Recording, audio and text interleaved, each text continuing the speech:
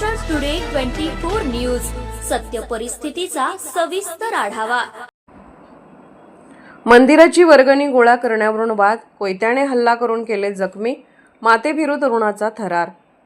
ठाणे गोकुळनगर परिसरातील हनुमान मंदिर परिसरात जरीमरी मातेच्या पालखी मिरवणुकीदरम्यान पट्टी गोळा करण्यावरून 2 गटात मोठा वाद झाला।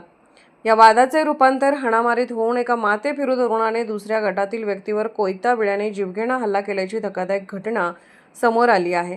घटनेची सविस्तर माहिती अशी: कुठे घडली?